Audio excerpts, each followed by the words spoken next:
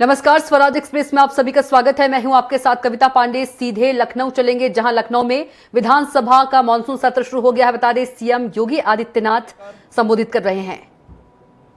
25 करोड़ की आबादी की आकांक्षाओं को पूरा करने के उद्देश्य से विधायिका की भूमिका किस रूप में आगे बढ़ती है, इन सब पर बहुत महत्वपूर्ण एजेंडे के साथ हम लोग इस सत्र में, यहां पर मानसून सत्र में यहां पर उपस्थित हुए हैं। आज से सत्र प्रारंभ होगा, तो सत्र प्रारंभ होने के साथ ही क्वेश्चन आवर, जिसमें माननीय सदस्यों के द्वारा जनता से जुड़े हुए महत्वपूर्ण मुद्दों को प्रश्न पूछे जाएंगे। 0 आवर में अपनी बातों को रखा जाएगा और सरकार की तरफ से उन सब का एक सार्थक जवाब भी उपलब्ध करवाया जाएगा।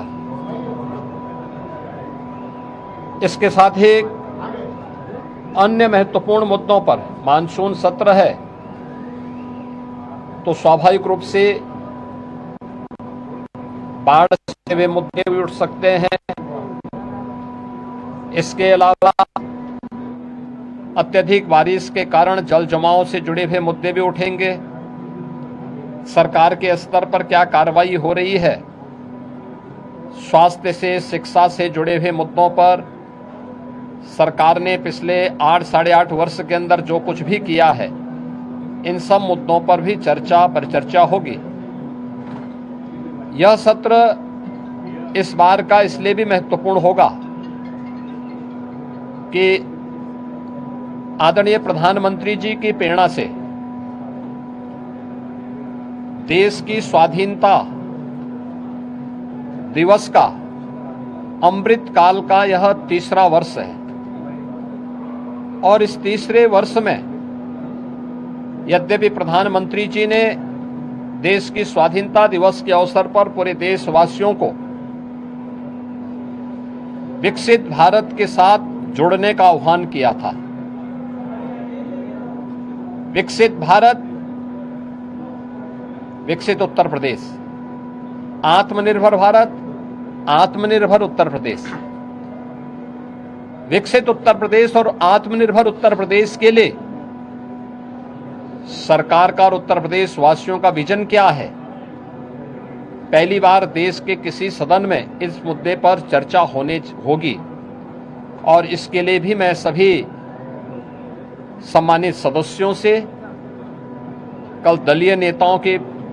बैठक में भी इस पे चर्चा हुई थी और दलीय नेताओं की बैठक में भी इस पर बहुत सारे मुद्दों को आगे बढ़ाने के बारे में एक सहमति बनी थी। 13 और 14 अगस्त को लगातार 24 घंटे तक उत्तर प्रदेश विधानमंडल में इस पे चर्चा होनी है और चर्चा के बाद सरकार के द्वारा